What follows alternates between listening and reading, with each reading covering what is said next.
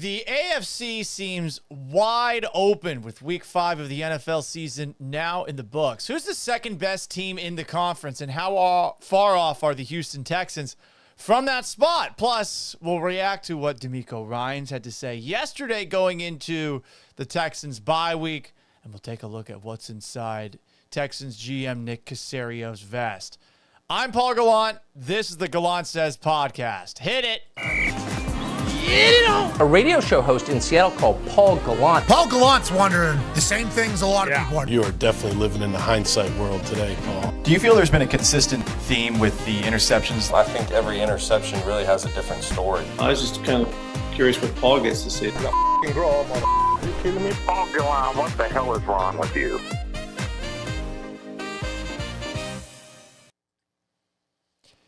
Hello and welcome aboard the Gallant Says podcast. It is Tuesday, October 7th, live on YouTube at Paul Gallant, on Twitch at Gallant Says, on X and Twitter at Gallant Says Pod, on Instagram at Sports Gallant, on TikTok at Gallant Says, and on Facebook at Paul Gallant Sports.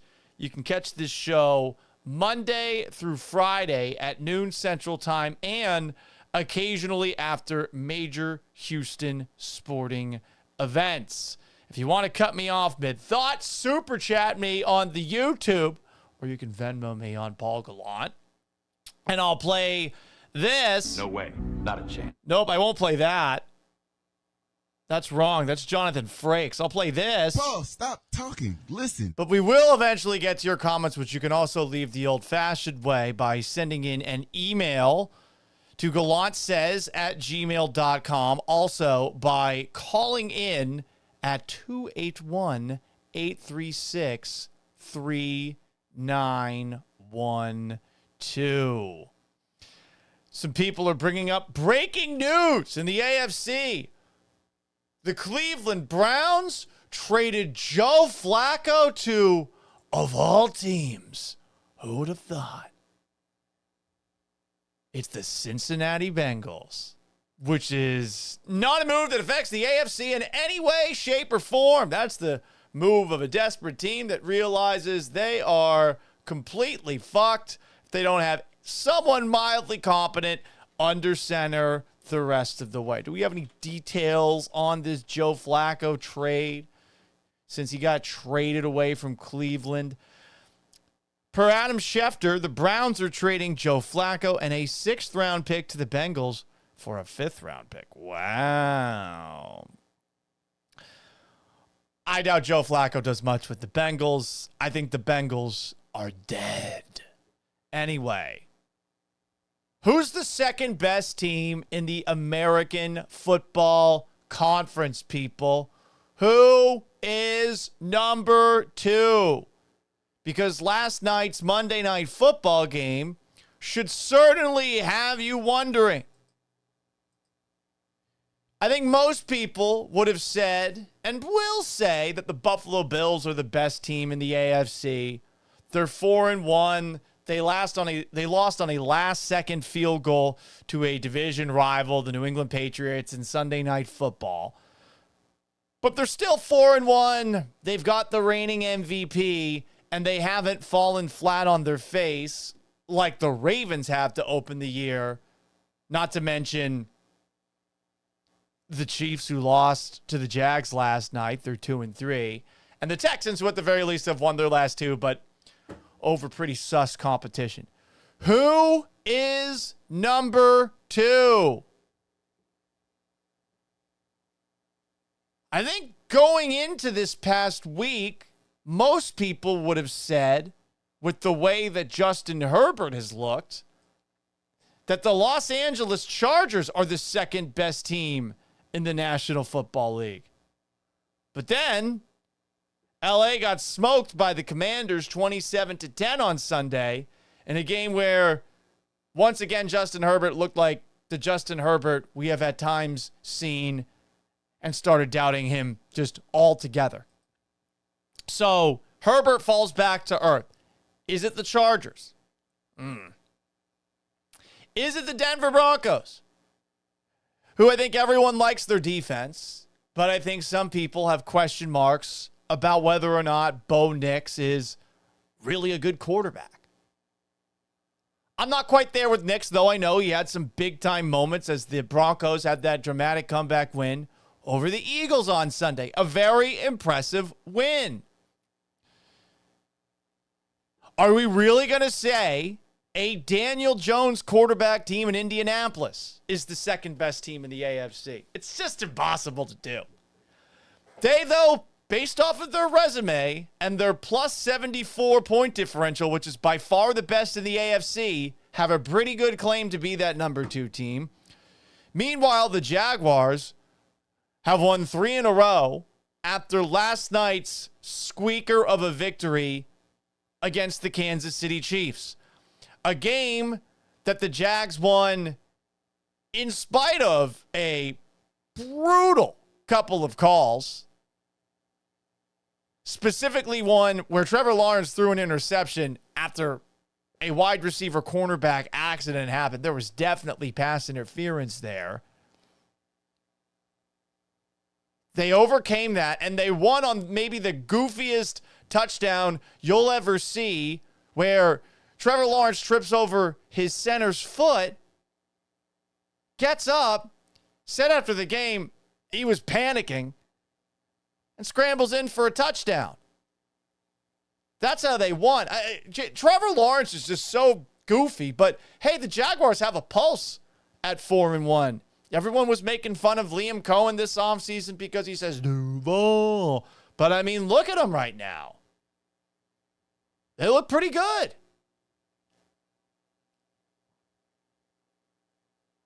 So who's number 2 in the AFC? I think the Steelers are bullshit. No offense. I just don't buy into them.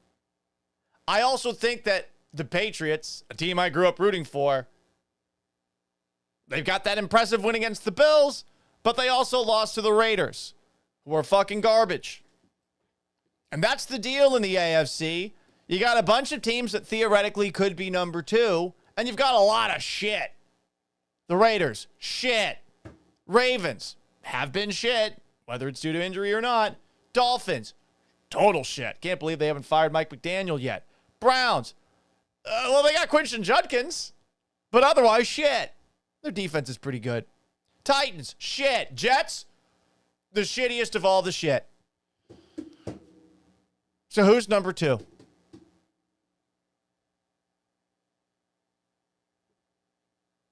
Is it the Jaguars? Got to say, that interception return for a touchdown last night that the Jags had, that was a beautiful play. Who was the guy that made that happen? I'm looking back really quick. Devin Lloyd, who is having an out-of-body kind of year. I thought he was dead at the 20-yard line, his own 20-yard line. Looked like he was running out of gas. Didn't matter. Keeps on going and going and going and going and going and going and going. Scores a touchdown. Jaguars have a pulse on defense. Jaguars have shown more fight than they did for the last year and a half under Doug Peterson. I've always liked Shane Steichen with the Colts. I think you got to say it's the Colts, which just feels weird to do with Daniel Jones under center, but given how the Chargers have played the last couple of weeks, given my doubts about Bo Nix, and just taking a look at how slow both the Texans and Chiefs have started in 9th and 10th place, respectively, in the AFC, I think you got to give it to the Colts. But you were wondering when things are going to potentially change for them. But who do you think is number 2 in the AFC? On YouTube, at Paul Gallant. On Twitch, at Gallant Says. On X and Twitter, at Gallant Says Pod. On Instagram, at Sports Gallant. On TikTok, at Gallant Says. And on Facebook, at Paul Gallant Sports. Hang on a second, everybody. Oh, I guess. Not 100% sure what happened on the Instagram side of things, because we did have a live stream up and going. I guess it is down. All right, so we are just currently on the restream side of things, taking comments from YouTube and from Twitch and from TikTok. So let's go to TikTok first. We got a lot of people in here. Rixo says we can't see the intro, Paul. Weird silence there. Yeah, TikTok again banned me from being able to broadcast in a way where you'd be able to see all the bells and whistles of the show. Apparently, if I'm not talking about video gaming, I can't broadcast on the platform that they use that would allow for that. And the reason that the show got off to such a late start is because I could not figure out, from an audio perspective, how to get everything incorporated. We will get there eventually. We will get there eventually. Odd Mod asks, Chase Brown for Quinn and Johnson trade PPR after the Flacco trade. I don't fucking care. Sorry, I don't fucking care. Fuck your fantasy team. Fuck all your fantasy teams. I don't give a shit. I only care about my 2 fantasy football teams. Goffle, because I accidentally drafted Jared Goff a little bit too high, and my 2 quarterback league with a team named Noah Eagles Hairpiece, because he has a wig. But fuck your fantasy team. No offense. Okay? No offense. Dijo04150 says, I hate to say it, but he has the Colts as the number 2 team in the AFC. I think you have to. It's so weird. A lot of people are asking me about fantasy football trades. Again, fuck your team. TikTok, if that's all we're going to ask along the way, know that I will give you a shout out, but I'll probably say, in a loving way, go fuck yourself. Probably. What else do we have here on the YouTube side of things? Andrew Lowe says, we are tied with the Chiefs, a game ahead of the Ravens. What do you mean we aren't in a playoff spot right now? Huh? I don't know what you're talking about. I don't know what you're talking about. What's going on in the comment section right now? B. Hannon, shout out to you. Ezekiel Tovar says, Colts, Texans, Jags, then Titans. Jags beat us, but we beat ourselves in that game. And the offense was awful. They only scored a touchdown because a Jaguars defensive back crapped his pants. You know? Anyway. B. Hannon brings up the Chargers curse. Yeah, whenever you start buying into the Chargers, that's when things start to hit the fan. I hate Largo comments on Twitch. How can the AFC be wide open if the Texans won the whole damn thing last weekend? Well,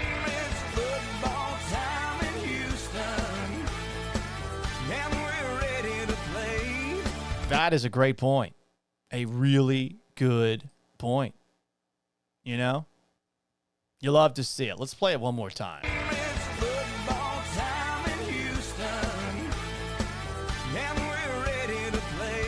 Oh, yeah. What else do we have here? Who's the second best team in the AFC? Andrew Lowe asks, in a 3-way game, who wins? Jets, injured Ravens, or Raiders? I feel like Pete Carroll could grind that game out, but man, that's a tough one. I think I'm going to pick the Raiders. Andrew Lowe brings up how Anthony Richardson clearly sucked. Yeah, don't tell all the dorks that were online this past last year talking about how Anthony Richardson was being wronged because the Colts weren't in doing their entire operations based off of how a young quarterback who clearly doesn't seem to have figured out accountability and responsibility. That guy subs off the field. I can't believe people still had his back after that moment in time, you know? Anyway, SSG3 Legson says, Paul, go fuck yourself. Hey, man. I don't like that kind of thing. That's not nice. That's not nice. But I think you did send it in a nice way. That's right, Hugh Dad. The Houston Gamblers are back. The Houston Gamblers are back. Maybe my last place will be their new flagship, you know, the last place I worked. El Mago asks, who's winning the World Series? I don't watch baseball when the Astros are out because I don't like that kind of thing. I don't like that kind of thing. I don't like baseballs are only good if the Astros are good. Period. That's it. That's my answer to that question. We appreciate everybody being with us on all the different platforms that you can watch the Paul Gallant show on. Let's do an experiment. I'm a big fan of the movie Gladiator. I don't know how many people have seen it, but it's probably the best movie ever. It's on my Mount Rushmore. I watch Gladiator and Braveheart multiple times a year. I don't always sit down to watch it, but those are the best war violence movies from a bygone era. And we're going to use a moment in that movie, Gladiator, to do a little experiment. Thumbs up or thumbs down the possibility of your Houston Texans as the number 2 team in the AFC right now. What say you, Commodus, Emperor of the Roman Empire?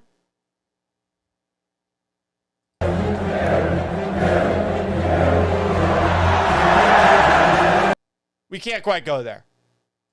I know shit's wild right now in the AFC, but I hope people are not too high off of what we've seen the last 2 weeks from the Texans. Titans stink. Cardinals gifted them that win yesterday. And the Ravens were dead. So we can't put the Texans at number 2. How about the Kansas City Chiefs? Because, I mean, the Chiefs have had a pretty brutal schedule to open the year. Take a look at who Kansas City has played. Home opener, home against the Chargers. But it was in Brazil. They lose. Home game against the Philadelphia Eagles. They lose. 20-17. Ugh. That was a close one. They beat the Giants. They smoked the Ravens, who were bad. And then they lose last second to the Jaguars. No shame in any of their losses to this point. So could the Chiefs theoretically still be the number 2 team in the AFC? What do you say, Commodus?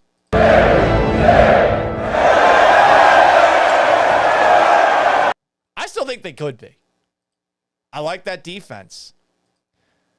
I do think that the NFL is not rigged, but I do think the NFL has to do a little bit better of a job making it seem like the NFL is not rigged instead of making it look like it's rigged, unless they like people to think it's rigged because people talk about how it's rigged and then they're talking about the league. All publicity is good publicity. I don't know. I think there's a case to be made for the Chiefs as the number 2 team. How about the Pittsburgh Steelers? Could the Steelers be at 3-1 the number 2 team in the AFC?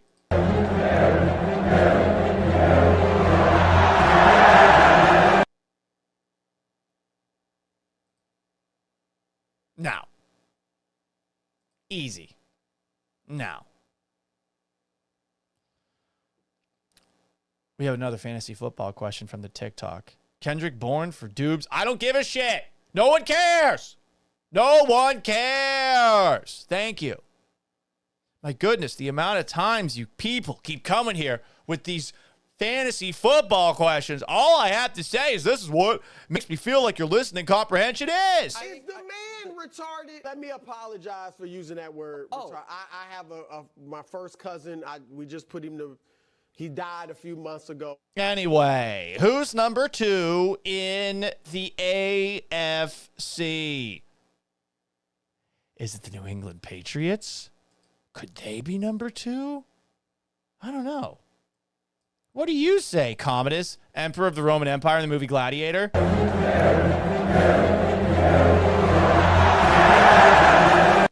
want to do it. I really want to do it.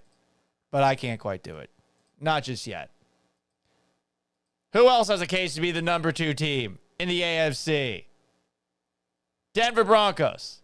They're 3-2.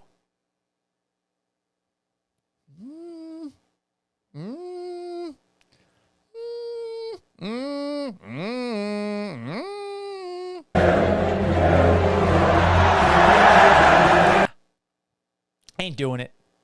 Ain't doing it. How How about, I don't know, Jim. How about those Los Angeles Chargers? I know they didn't look so good, but they're dealing with some injuries. Could the Los Angeles Chargers theoretically be the number 2 team in the AFC? Let's take a look from Mr. Emperor Commodus himself.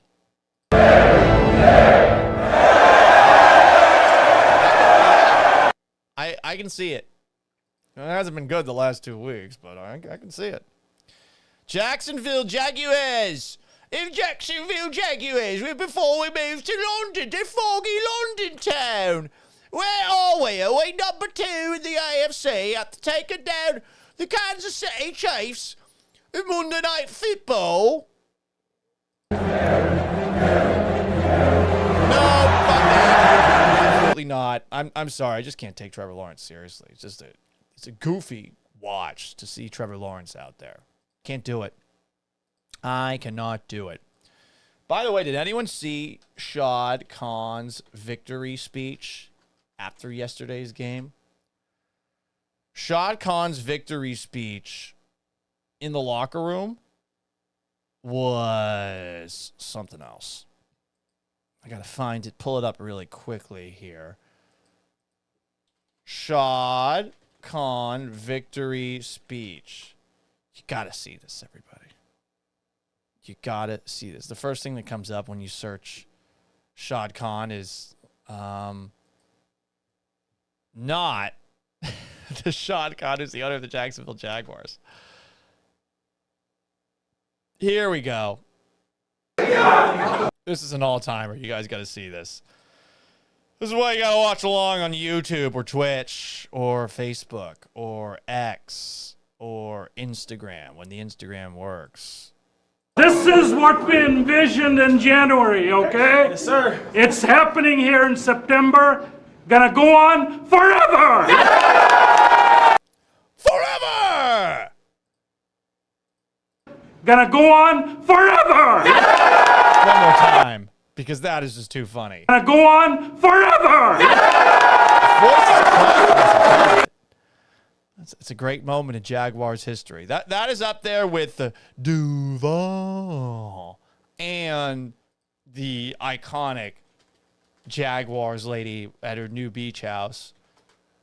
It's my favorite, maybe my favorite NFL fan As far as video picks, of they all say they time. have the best draft in the entire NFL. Are you surprised to hear that? Certainly not. The first year we took it to the limit. And I was in Miami with my new beach house. Well, it was a couple minutes from the beach. It's been 20 years since then. We haven't been too strong in the last few years. Oh, we've been strong. We're just playing by the rules. You can't have a newcomer come in and steal the show. Thank you. As far as I really want that reporter should have let her talk about her new beach house.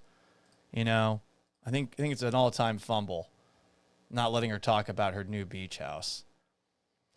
So what else do we have? Could it be the Indianapolis Colts as the number 2 team in the AFC to the Buffalo Bills, who I think we all agree are number 1?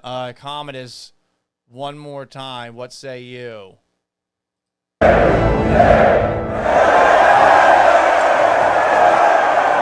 mean, it's a good point differential. Good point differential. Comments. You can comment on YouTube at Paul Gallant, Twitch at Gallant Says, X and Twitter at Gallant Says Pod, Instagram at Sports Gallant, TikTok at Gallant Says, and on Facebook at Paul Gallant Sports. Thad Pittman asks, not TikTok. Listen, TikTok's got some bullshit, so I can only stream with you and show you all the bells and whistles behind the scenes if, and only if, I'm playing video games. I don't know why it's like that. Rixo says on YouTube, feels like the Colts are frauds. We'll see sooner or later. The Jaguars can be up there. I think the Jaguars are more fraudulent than the Colts, but we shall see. Dijon0415 asks, let's get real. Astros really trade Christian Walker. I think Chandler Rome theorized that just because take a look at the infield. It's very crowded. How do you play everybody when they're all healthy? So Christian Walker is perhaps the easiest to move. He did play all right in the second half of the year, so maybe you can point to that and say, hey, he just gets off to a slow start. But, yeah, I definitely think they're looking at that possibility. More comments here. People are talking about the Jaguars lady. Ezekiel Toviar says, that's the hardest flex I've seen in a while. It's funny, though, because she says, well, I was in Miami at my new beach house. Well, it's by the beach. It's not actually on the beach. Trey of Texas asks, does new beach house equal a tent on the beach? Probably wouldn't be great.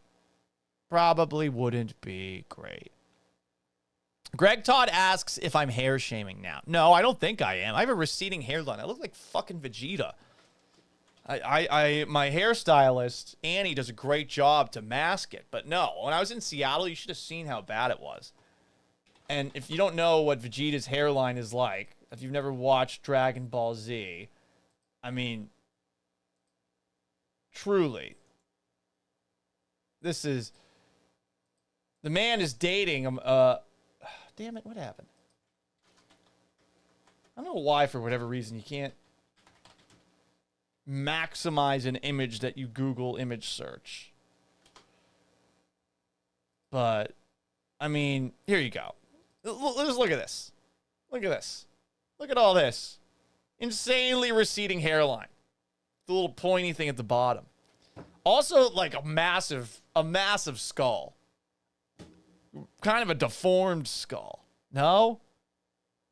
Doesn't seem to make a lot of sense. But best character in Dragon Ball Z. That's no debate. Goku's a deadbeat dad. Fuck Goku, you know? Greg Todd says he was referring to Trevor Lawrence. I forget what happened there. You know what? I have so much ADD, I don't even know what part of the show I'm referring to anymore. Paul, how are you going to make this into an actual podcast if you get ADD every 5 seconds and just drift off? I don't know. But speaking of drifting off, that's what I normally do when I watch DeMeco Ryans press conferences. Wow, Paul, what a transition. DeMeco Ryans spoke to the liberal Houston sports media leading in to the bye week. As I think a lot of you guys know, the head coach of your Houston Texans has a lot to probably be thankful for. They're 2-3 after playing a Ravens team that was dead. Outside of Joe Mixon, there aren't that many injuries. DeMeco Ryans was asked about parity yesterday. Here is what the head coach of your Texans had to say. Really, Kim, I really don't talk about it because honestly, like, I don't even know who was picked to win it all and how does that factor in. Like, no one truly knows. It's all opinions, right? Who's going to win it all and what people think. Like, and that's okay for everybody to have their opinion, but no one knows how the season goes. Like, you know, a team can lose a guy here or there at any time, and their season is shifted, right? So and how can that team adapt? How can they overcome it? Like, you know, you could go on a good run. You could have a bad, like, it's so many things. The season is so long. The ball bounces different ways every single week. And so to me, you go in each week trying to do your best to win. You don't focus on the past, what's happened in the past, the momentum everybody likes to talk about. It really doesn't matter. It's just about how are you dialed in for that week and how are you doing your best in that 3.5 hours to get the job done. That's all that matters. The opinions about who's going to win it, who's the best team, the rankings, like none of that matters. At the end of the day, we're going to work our hardest to have a shot to get into the dance. And that's what every team around the league is doing. Like, play your best to give your team an opportunity to get in the playoffs and then see what happens from there. So that's DeMeco. He was asked if he talks to his team about parity in the league at all, and clearly he doesn't. And you know what? He shouldn't. There's far too many coaches around the league that pay attention to what's said. you got to put the blinders on. No social media. I would encourage every single player in the league to get off social media and to try their best to not think about what other people say about your team, about where you rank relative to other teams. It's a no-win situation to go online and seek validation because you're going to find more negative and you're going to be more affected by the negative. I say this as somebody who does care about how I'm viewed, certainly by all you guys watching and listening, but also by my peers in the industry. I think I care a little bit too much about what they think about how I do. Should I? No, I shouldn't, but I still do. It's human. So to put the blinders on is important. And I mean, it's a 17-game season. You're 2-3. It's not a great spot to be in, just given that the Colts are 4-1 and the Jaguars who beat you are 4-1, but it could be a lot worse. And I think what you've seen these last 2 weeks, it's a shot in the arm from a confidence perspective, even if you've been slump busting for 2 weeks in a row. You don't want to get addicted to slump busting. You want to raise your level of compete to who you're going up against. And you want to play every single Sunday as if you are playing a really good team. You want to approach the Titans the same way you want to approach the Chiefs, the Eagles, the best teams in the league. The Bills, who the Texans beat last year. You got to go into it with that mentality every week. Easier said than done. There's a lot of dumb teams out there. There's a lot of coaches who like reading the press clippings. No one was worse about that than Hugh Jackson, former Browns head coach, who was constantly thinking about what was being said about him on Hard Knocks. Dude, focus on yourself, bro. Focus on yourself. More from Texans head coach DeMeco Ryans at his press conference yesterday. And he talked about taking things week by week, game by game. Here is your Houston Texans head coach. I'm really proud of our team because that's really the only thing that we can focus on. We can't really focus on, we can't go back and change what happened the first 3 weeks. We can learn from it, right? We can improve on the miscues that we've had, and we can be better because of the things that happen. And I think that's what our guys are doing a really good job of. And the main thing, Chris, is just us taking care of the football, right? That's been the biggest game changer for us these past 2 weeks. Like, we've had 0 turnovers. We possessed the ball. And the more we continue to do that in every game, that's always the goal. If we do that, we're going to have an opportunity to win the game. Week by week, game by game. We could turn this into a 90s sitcom theme, no? What's the best 90s sitcom theme? Personally, I think it's Family Matters. I'd rather just It's a strange condition. You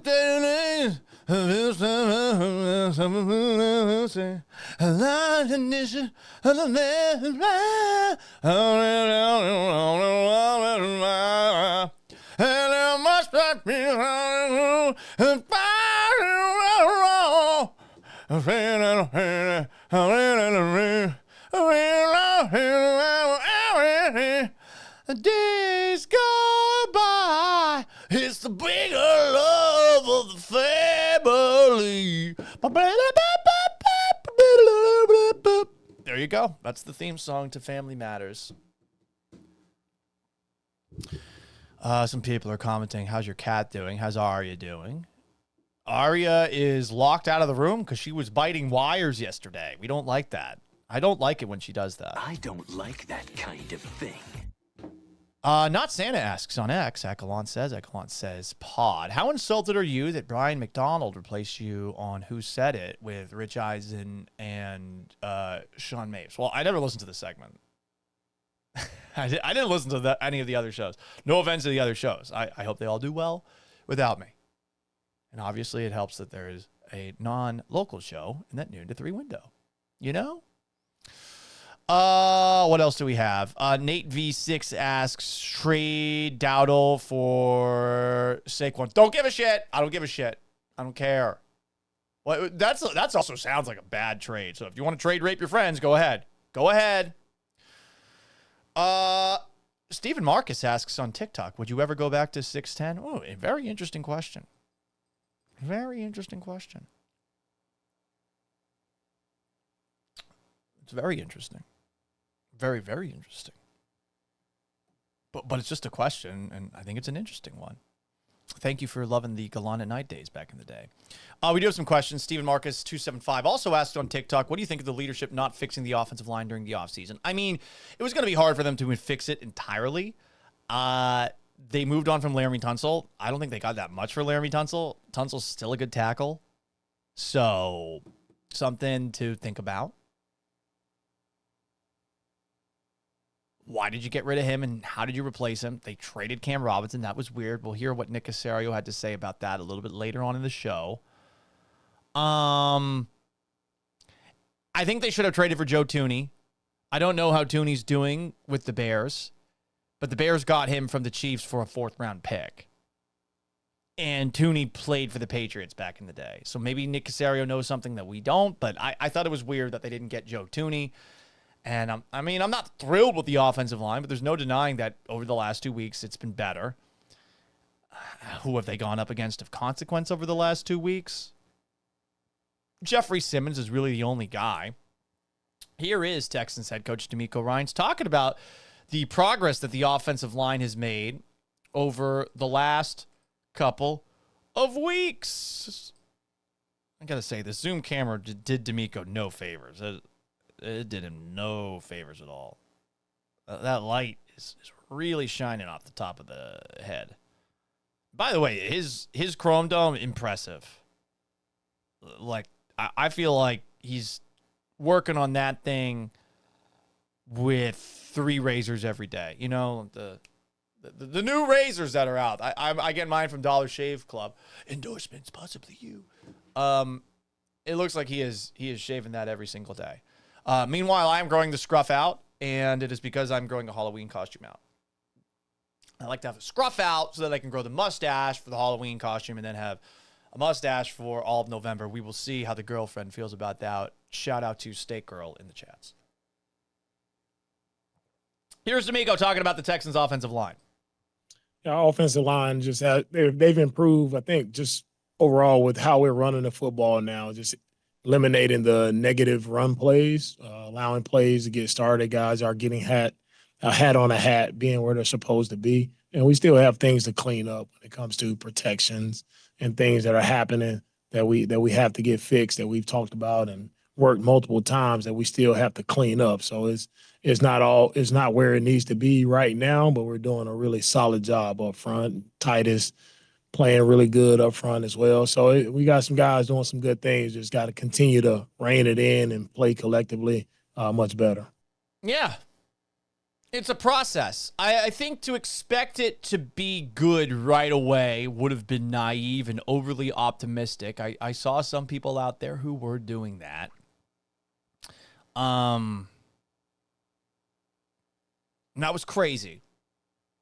Some people were really hyping up this offensive line going into the year. I will never understand that. But, hey, wishful thinking. Hope.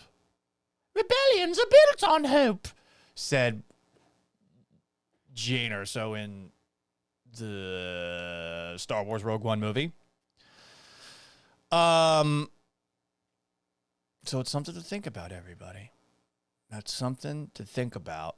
Going forward, week by week, game by game, how much better can this offensive line get?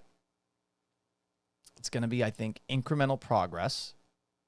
I would say you're hoping that by November they're passable. Are they passable yet after 2 weeks? I don't know, but hey, man, they fucking killed it Sunday against the worst team in the NFL defensively, the Ravens. But they did kill it. I mean, they were running for 5+ yards a carry, and Stroud had 4 incompletions and 4 touchdown passes. Grinding on Coffee and Whiskey says, hey, Paul, how about the damn Pats, dude? Drake May looks like the guy. I was so pumped watching that game on the Southwest app on my phone while flying back from Oregon on Sunday night. Oh, my God. I think the girlfriend could tell I was very excited watching that. Somehow, some way, on Southwest, where it's impossible to get two seats next to each other, we were able to get emergency exit seats next to each other despite having group numbers that aren't very high. By the way, I thought they were doing away with that bullshit, but apparently they haven't. And we did it, and shout out to the very large dude. He wasn't fat. The big guy who was sitting in the aisle of that row, because apparently no one wanted to sit in the emergency row with him because of how big he was. I felt bad. I was like kind of mean. He was a big guy though. He was like 6'4", I want to say like 250. But shout out to that guy, because we got to sit in the emergency exit row for an entire plane flight. And she saw me watching the Patriots. I was very happy. I had cautious optimism going into the game. I really like Drake May. I really, really like him. But I am holding my horses. You do not want to make premature declarations about quarterbacks. I do not look at May the same way that I look at Stroud, but May's mobility and ability to throw while being brought down, holy shit. I mean, I'm pretty excited about all that. You know?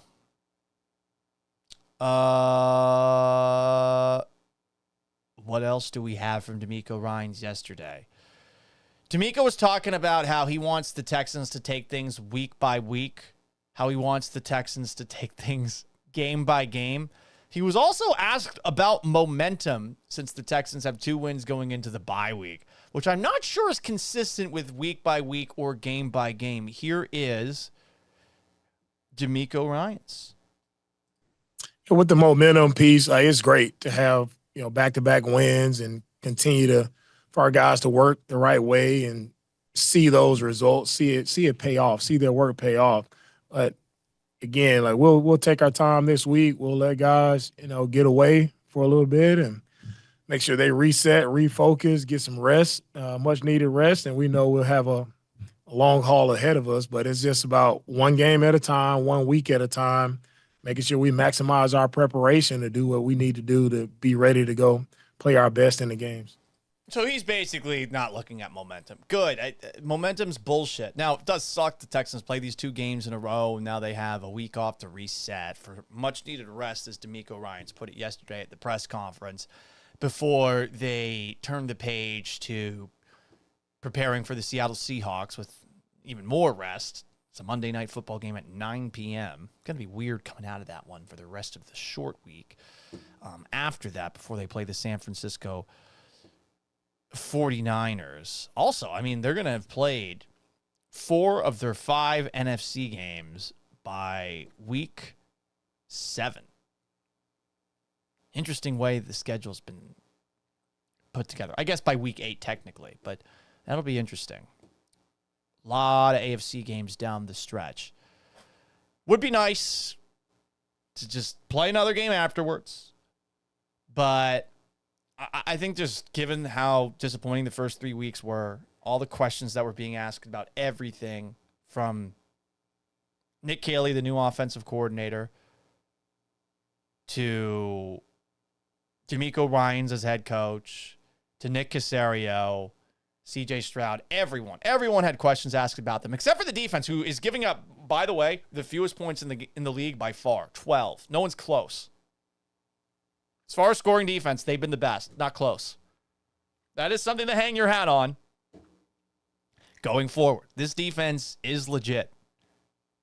And now that CJ Gardner-Johnson's out, I'm not going to act like that's the cause and effect. That's why the Texans defense is good these past 2 weeks, but it was huge to get rid of him from a vibes perspective. And Matt Burke in these 2 games with the reins for the defense, it's looked good. But they've also gone up against 2 just derp-tastic offenses that are really, really bad, to the point that I think Chris Broussard might have said this about them. Is the man retarded? Let me apologize for using that word. I have my first cousin. We just put him to. He died a few months ago. That's my favorite moment in Speak for Your Pizza history. All right. What else do we have here? Rixo says, Paul's bringing back the corn stash. Theoretically, I could. Ruben says, let's go Astros. Well, they're not playing right now. Not Santa asks on X, at Gallant says, Pod, how pissed are you that Rafael Montero still has a chance to win another World Series ring?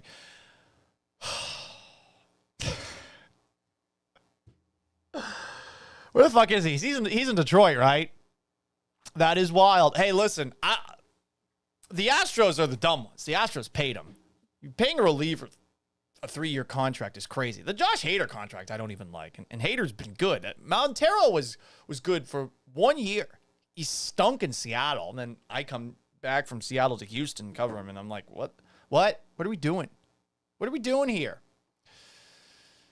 I'm surprised by the amount of people that think this is a big story. Grinding on coffee and whiskey. Wow, the Browns trading Flacco to the Bengals. That's a move of desperation by the Bengals and nothing more. And if you think that Flacco moving from one offense to another is going to save the Bengals season, I think you're sadly mistaken. Like, the Browns benched him, and the Browns are not a great situation. Dylan Gabriel looked a lot better than Joe Flacco has these first couple of weeks. Isn't that a pretty damning indictment on Joe Flacco?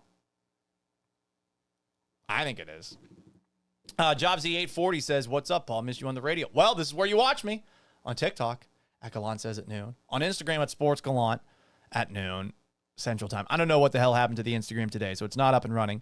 Facebook, at Paul Gallant Sports. X, at Gallant Says Pod. YouTube, at Paul Gallant. Twitch, at Gallant Says. What's up, HTX Rhino? How y'all doing?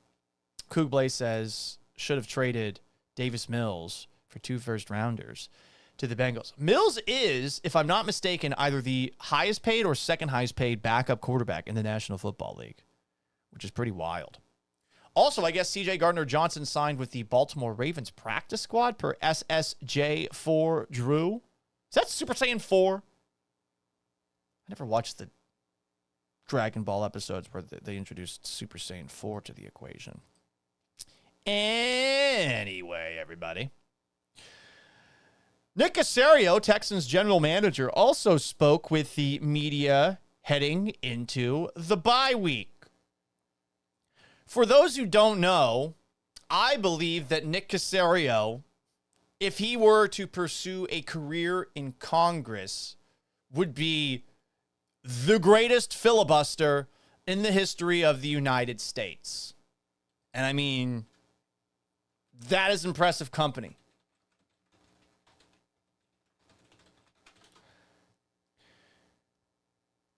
Because you're talking about people like Strom Thurmond, who filibustered for 24 hours and 18 minutes against the Civil Rights Act of 1957. What an asshole. Cory Booker spoke for 25 hours and 5 minutes a couple of months ago. Are these people actually good politicians? No, but goddamn, they will talk and talk and talk and talk and talk and talk and talk and talk and talk and talk and talk and talk and talk and then talk. It's impressive. Caserio does the same thing. And generally, he's not saying a lot of anything when he's talking. But a segment that we used to do on the radio side of things, we called it Inside the Vest, where you'd hear Nick Caserio speak, but then we would play Nick Caserio, who we believe to be a robot, given that he hasn't aged in about 20 years, what he's actually saying. Kind of like the Key and Peele Obama anger translator skit. So here you go, everybody. It's time for another episode of Inside the Vest. What's really going on in Nick Caserio's head? He's more machine now than man. It's time for Inside the Vest with Nick Caserio. I am a machine. Shout out to the Terminator movie franchise. And no shout out to all those people in the artificial intelligence industry who seem hellbent for whatever fucking reason to make sure that artificial intelligence is the future, fucking everyone over in the process. artificial intelligence developers. Go fuck yourselves. Nick Caserio, at his press conference, finally gave us the update that we've been waiting for about Joe Mixon. Here is Nick Caserio. We'll play what he had to say about Joe Mixon, and then we'll tell you what was really going on inside the vest. Here is Texans general manager Nick Caserio. Mixon at all? Yeah, I think probably over the next few weeks we'll probably have a better idea. He's making progress, so I wouldn't put a particular timetable on it. So I think over the next 3-4 weeks, probably get a little more information here, kind of see how he's progressing. But taking one day at a time. But I think once we kind of get to that period, probably have a better sense of which way it's going to go, for the duration of the year. Go ahead. I was going to ask Mixon at all? So a lot of nothing, right? Doesn't sound like he's going to be back anytime soon, but I got absolutely nothing out of that answer from Texans general manager Nick Caserio.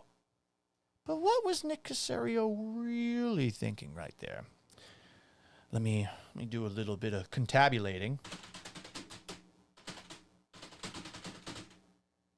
Here is what Texans general manager Nick Caserio was thinking when he answered that question about Joe Mixon. Do you foolish meatbags think that I, the great Caserio bot, will cave under the pressure of your futile questions? Joe Mixon's brittle human body is not made of titanium alloy like me. His return is a futile gesture given humanity's temporary place on this earth. God damn. Well, Nick Caserio's talking about humanity's future again. At least his inner robot thoughts are. Seems to be calling out Joe Mixon. Oh. Caserio bot always makes me wonder about humanity's future. Anyway, he had some interesting things to say. Nick Caserio did in today's press conference. And I know, generally he's talking for so long, you're wondering, wait a second, did he say anything here? But he was also asked about the Texans offense and its connections to the New England Patriots, with Nick Caserio now running the show. I believe Landry Locker of The Locker Room and SNL asked him this question. The New England system, but we always talk about, the New England system is back. I'll say I talk about it, I won't lump people in. Are you in the New England system? Well, how is this? Telling me as much as you can tell me, because there's been players that played for both O'Brien and him, 3 guys that have said it, and Todd Bowles said it was familiar. Telling me as much as you can without giving away too much. Tell me how this is different than the Brady New England system. Yeah. Again, I think anytime everything kind of generally labeled this system, that system, I would say football evolves over time. So, again, the offense as it was constructed in 2001 is different than the offense in 2007, different than the offense in 2010. So it kind of took on multiple different shapes and sizes. Offensive football, forget about the New England system or any system. It usually goes back to what are some of the foundational things, core principles, and then what's your personnel, who do you have on your team, and what are some of the things that you're going to ask those players to do, how you call plays, route concepts. Honestly, everybody has the same concepts. Probably the biggest, I would say, difference, or maybe some of the things that are specific systematically, is just from a protection variation standpoint. So that's probably where you've seen some, I would say. It can be. It honestly, again, not biased, but sometimes it simplifies it for everybody involved. And I think defenses have done a good job of evolving. So I think what you're trying to do is just equip the players and the quarterback for answers if there's an issue. And there's going to be times where the defense presents situations where maybe they have an extra player that you can't block or you can't account for. So it's really more, I would say, in a protection system front than it is anything else. Route concepts, run games, some of those other things. I mean, honestly, it's probably universal. I mean, you can look around the league. Maybe some teams emphasize a few more things relative to others. But again, I don't want to say it's actually a very player-friendly system. It's quarterback-friendly. And you have to learn the terminology and what you call things, and sometimes you got to be able to translate a little bit. But even that system, it evolved over time, and it's not certainly cut and paste. It's not you take this playbook and then you drop it in. There's always going to be core elements, and I think we're all a product of whatever our foundation, what do we learn. But even as you grow as a coach, as a in personnel, you're going to make some changes and adjustments as you go, and you're going to kind of, I don't want to say modernize it or equip it to this game and to kind of mirror with some of the defense. And when you look at the way defenses are playing now relative to, let's call it the 2010s, through 15, like it's definitely changed. So front structure, front modification, I would say defenses have done a really good job of evolving, and they try to put a lot of stress. And when you're coaching defensive football and you're playing defense, you're really trying to, what can we do to stretch protections? So conversely, on the offensive side, all right, what are some of the things that we can do to counteract and balance that?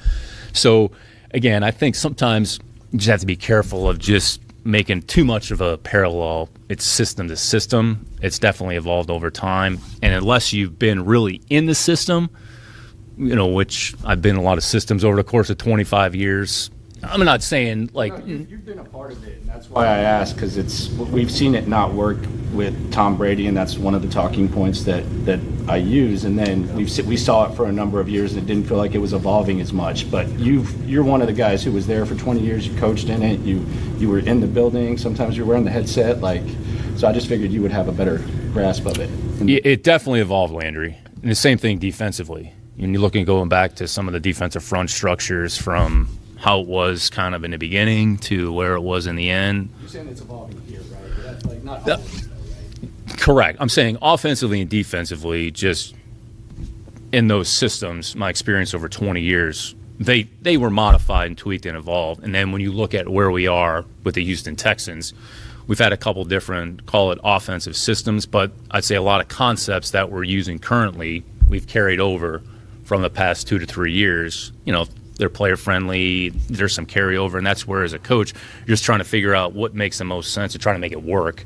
And I think we've done a pretty good job of that. And DeMeco's done the same thing defensively. The things that he was doing in San Francisco, we're doing things here that he wasn't doing in San Francisco, and that's kind of the ebb and flow, of this league. So he went on there, no? Now I know he was going back and forth with Landry there. But that was a 5 fucking minute answer. A 5-minute conversation between those two. An interesting one to a degree, because sometimes when Caserio speaks, he just throws the word salad out there. I like that at the very least, and this is brought up in the chats, at the very least, he didn't deny that there are some New England similarities. But he is right. That offense changed so fucking much. I was there. I followed it. And I do think it is weird in this fan base that there are so many people who push back on the idea of trying to do something that the Patriots did simply because Tom Brady isn't here. I understand that what Tom Brady and the Patriots did will never be replicated, and now it has us even questioning Bill Belichick's legacy, which I think is over the top, given how much of a role Belichick played in the first 3 Super Bowls. If you're debating that, you're fucking wrong. I'm not even going to entertain that conversation. I watched all those games multiple times, like porn. It's the greatest dynasty in sports history. It'll never be touched, given all the limitations of the cap and all that stuff. That offense evolved so much. Doesn't it make sense to have an offense that's constantly evolving, that's constantly adapting, that attacks the weaknesses of other teams? Conceptually, that makes sense. That's It's weird that people push back against it. I've done this rant a bunch of times. I get that I'm a little bit biased because I grew up a Patriots fan, but I think people have to be less inclined to push back about this by default because they didn't like Bill O'Brien and they didn't like Jack Easterby. I think for the most part, Caserio's done a good job outside of scouting offensive linemen. And you all wonder, like, oh, God, are we really trying to copy the Patriots offensive system? Why? Fuck off with that. I get it. But that's neither here nor there. 5-minute answer now done. What is it? No, Nick Caserio, a half man, half robot, was thinking when Landry Locker dared to ask him about the link between the New England Patriots of days gone by and this Houston Texans offense with Nick Caserio now calling the shots. Here is what was going on inside the vest. You ungrateful humans constantly whine about the greatest dynasty in the history of Earth. As if a franchise that has never been past the second round of the playoffs is somehow above using key fixtures from said dynasty. Don't want my help? That's okay.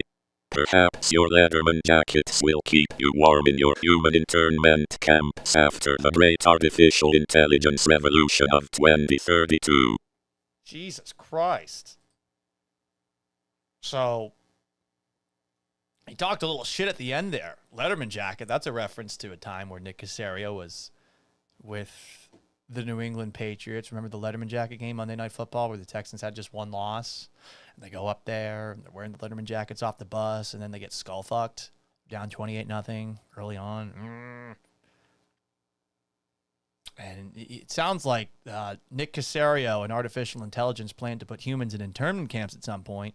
He says that at these camps, you can keep yourselves warm with those Letterman jackets if you so choose, and that the artificial intelligence revolution is coming in 2032. All things to be concerned about. Oh, anyway. So there you go, guys. That's Inside the Vest with Nick Caserio.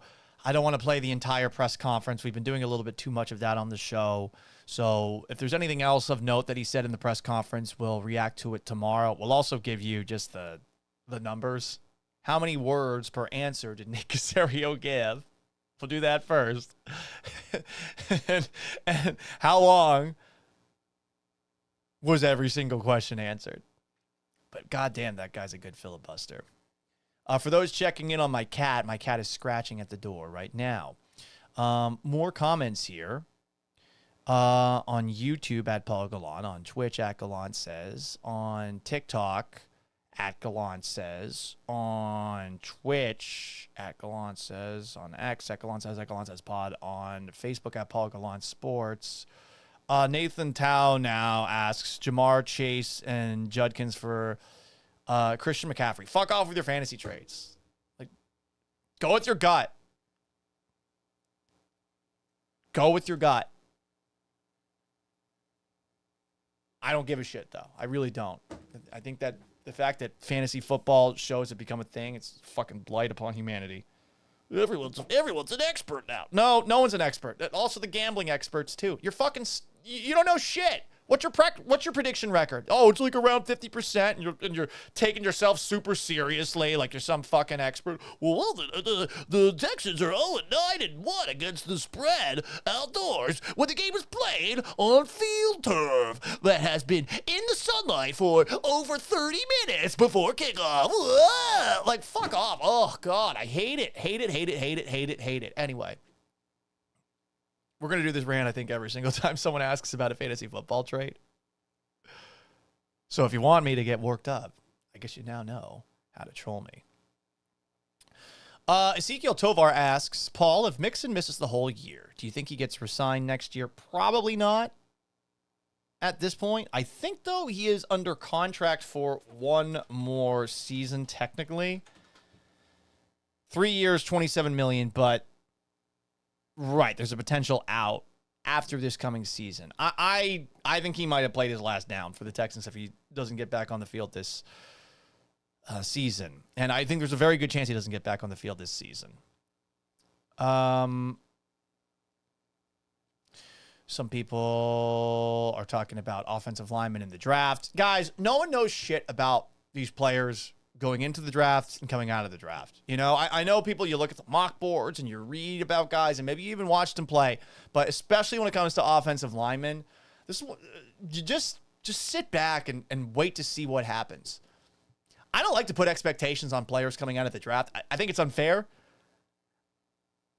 I think another annoying layer of the, another annoying community that has become a real big part of NFL circles, NFL pundit conversations is the people that all of a sudden have dubbed themselves draft experts. I'm sorry.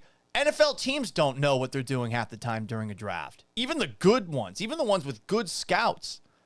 You know shit? You do.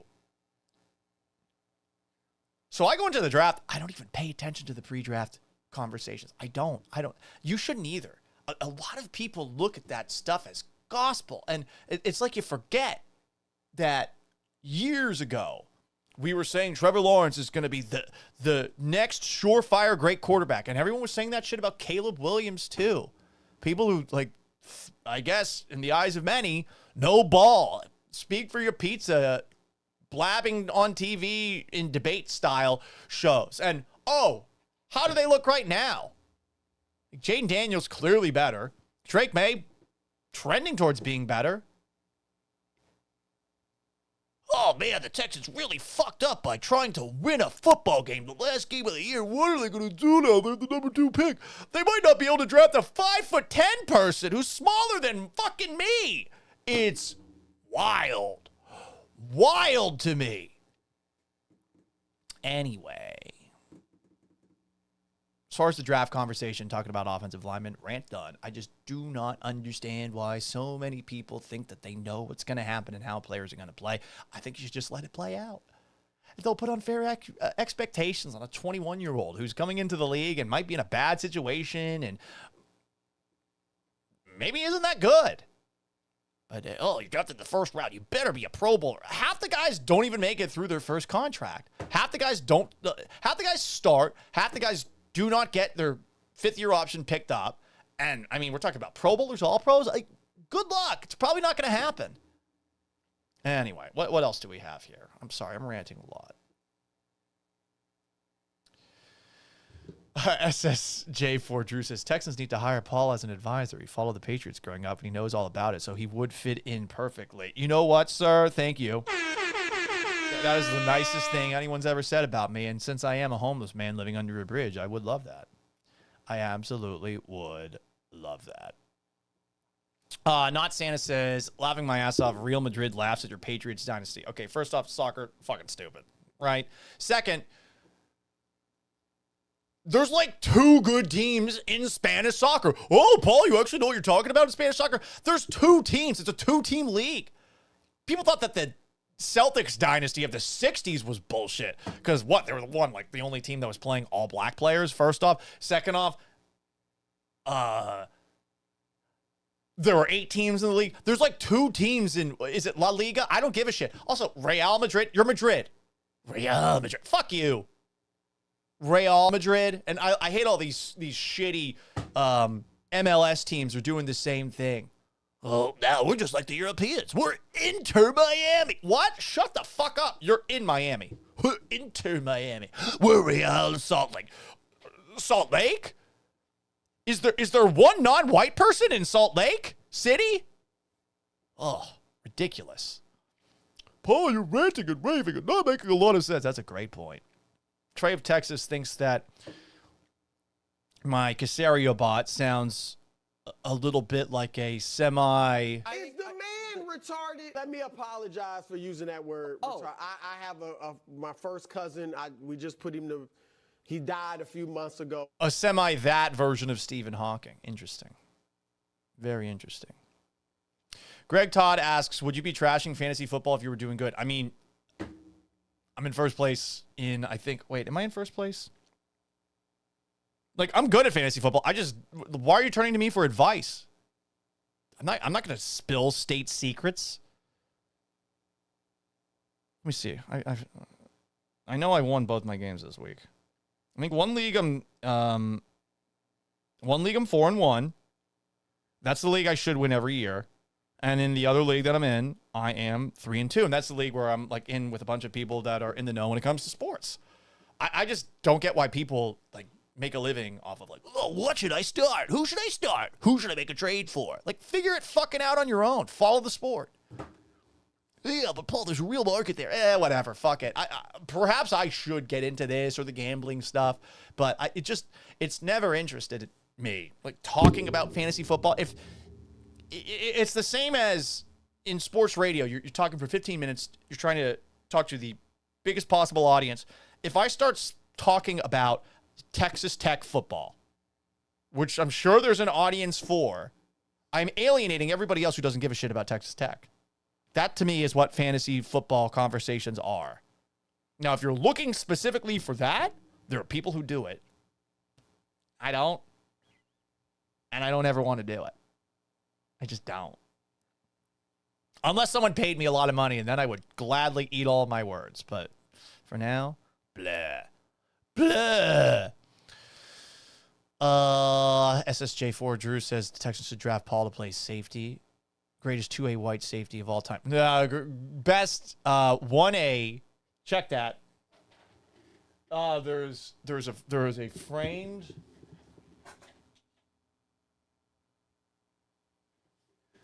There is a framed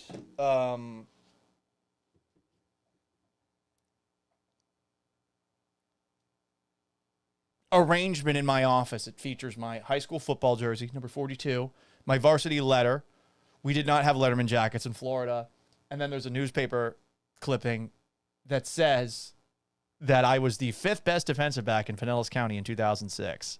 Is that true? Probably not. I was more of a linebacker. I was third on the team in tackles, and I was always in the right spot when it comes to recovering fumbles, but no one really threw. Like, I think I was better in coverage when I was playing pickup football in college and flag football since then. Like, I think I'm way better now than I was then, but I was really good at tackling, but it was at the 1A level, you know, and we were not going up against very many good teams.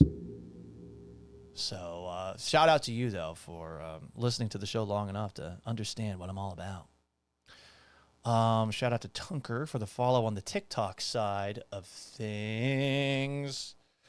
Tony the Handsome says that Real Madrid is in a 3-team league, Atletico. Where the fuck is Atletico? They're just called Atletico? Atletico. Oh, it's Atletico de Madrid, not to be confused with Real Madrid. Interesting. Some of the team names in the Spanish soccer league are like normal, just named after the city. Mother F and Cornbread says that F1 is the soccer of racing. Yeah, NASCAR's way better. Way better. Way better. We will talk about Mark Sanchez tomorrow.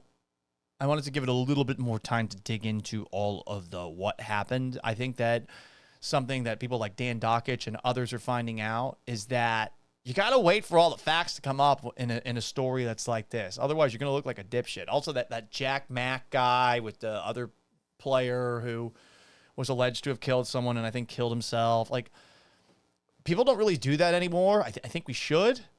It's called being responsible.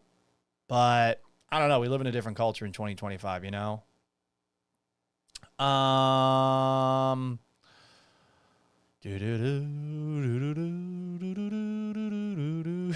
Tony the Handsome says Jalen Peach remodeled his game after Paul Gallant. Yeah, I wish. SSJ4 Drew says, could Paul cover better than CJ Gardner-Johnson? If you give me a deep middle third in flag football, I am really good at that. But the last flag football team I played on did not let me play defensive back because I believe of how I look. You know? H-Town Hats and Stats says it's about being first nowadays, not correct. You are right about that. Perhaps I need to focus on being first now and not correct. Or having the most outlandish reaction to things. But I don't know. I like to be authentic, but I've said but several times in this sentence. Maybe I needed to be a little less authentic. Sound more like a normal person. It's that time of the show. We're towards the end. I think that means that we got to go back in time. Let's go back on this day in history. October 7th. We're not going to talk about that one thing. Okay? We're not going to talk about that one thing. I feel like that'll get me off of all the things.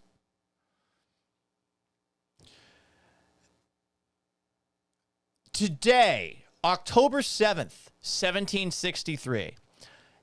This is the actual reason, in the eyes of many, specifically Ken Burns, who's going to be releasing a Revolutionary War documentary in the next couple of months. This is one of the reasons that many believe that we eventually declared independence from Great Britain. Specifically, this one more than the taxation without representation. The Proclamation of 1763 was issued by King George III.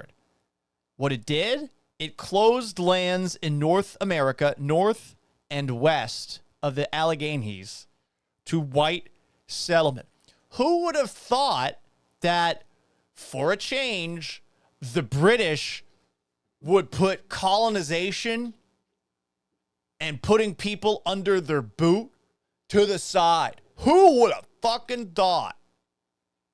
But that's what they did today in 1763.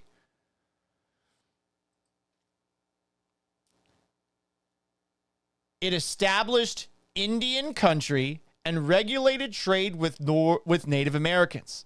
It was also largely ignored by colonists and land speculators. It led to widespread discontent and contributed to the escalating tensions that resulted in the American Revolution. So basically, the English were trying to protect Native American lands. And we Americans were like, hey, fuck that, fuck those stupid Native Americans. Fuck them. This is right after the English had won the French and Indian War, if I'm not mistaken. And it stopped the American colonies from expanding west. They thought, the British did, that uncontrolled westward expansion would lead to costly wars that they would have to fight. So it's not out of the goodness of their heart with some of those tribes. They wanted to integrate new territories and maintain control over Western land speculation. But since they weren't there to do it, the colonists could do it really easily. So they're looking at themselves in the mirror and saying, well, how do we just put this decree out there?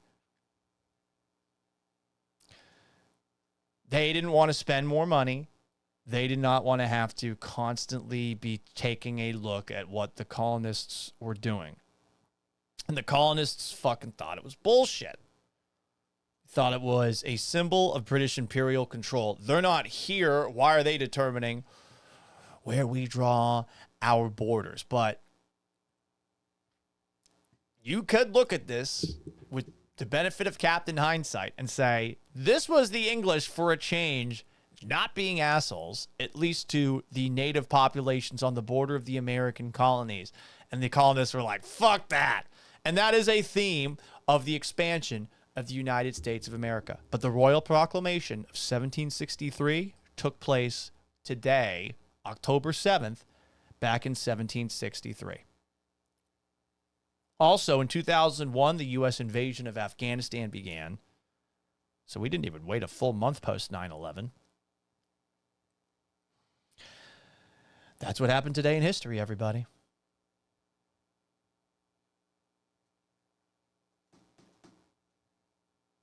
Anyway.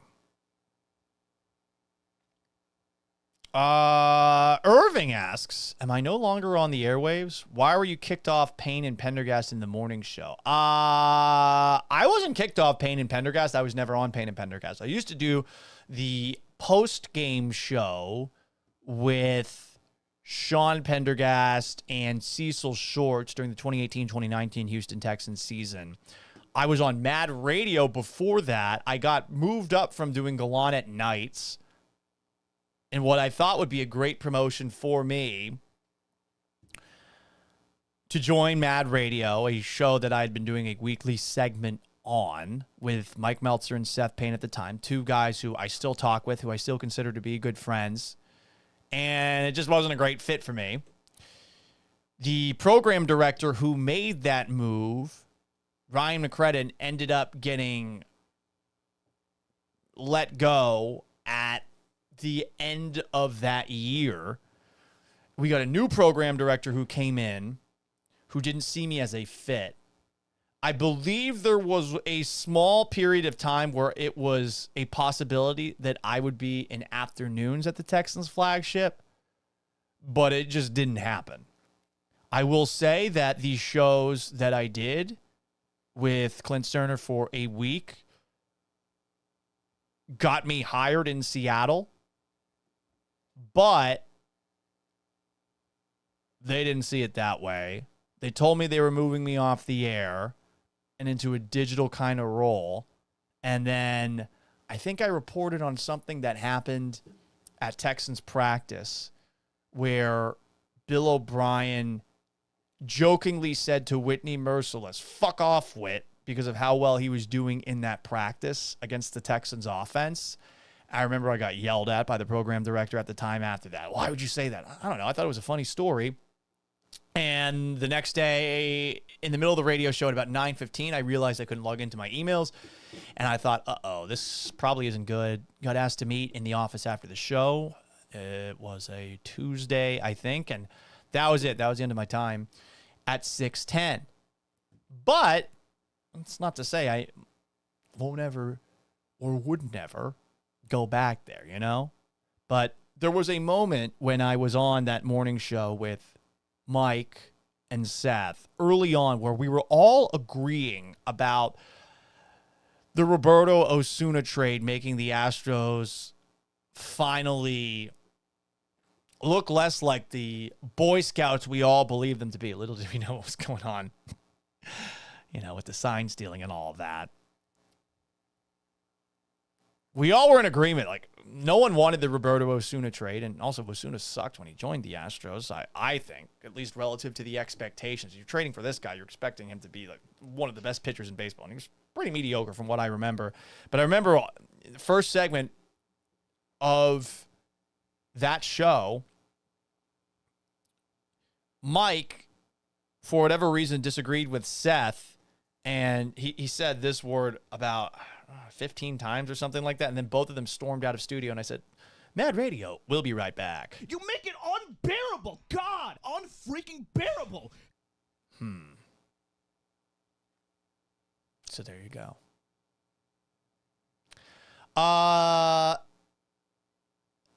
That's all I know. SSJ4 is saying some things. I think Landry's a tremendous talent. I thought it was interesting that his time there came to an end, but like I don't know what happened behind the scenes, And I know what he told me. I don't really know what the flagship's reasoning was, and you know what? That's their decision, Landry seems to be doing great now that he's removed from the radio world with the locker room and SNL. I mean, look at the following those two have built up, Cody and Landry, over the last year, 2 years plus. Like, it's really impressive. And I'm happy for them because this radio industry does tend to chew people up and spit them out and then act like they never existed in the first place. So now you know, everybody. Appreciate everybody for tuning into today's edition of the Gallant Says podcast. If you haven't already, do all the liking and the subscribing. You can join this show live weekdays at noon. I think the best way to watch the show is on YouTube at Paul Gallant. Like this video and subscribe if you could. You can also do the same on Twitch. Give me a sub at Gallant Says. It's on X and Twitter at Gallant Says Pod. Give me a follow. On Instagram at Sports Gallant. Give me a follow there too if you so choose. TikTok at Gallant says, like this video and follow. And on Facebook at Paul Gallant Sports. You can also get it after the fact in Apple and podcast in Apple's podcast and Spotify podcast form. So if you haven't already, subscribe, rate, and review the Gallant Says podcast on Apple and Spotify. If you roast my ass, I might read it on the air. The show also occasionally happens after major Houston sporting events. Anyway, everybody, until tomorrow at noon Central Time, what is it that we say? Farewell and adieu to you fair Spanish ladies. Farewell and adieu, you ladies of Spain. So long, farewell, and have yourselves a wonderful Tuesday. Peace!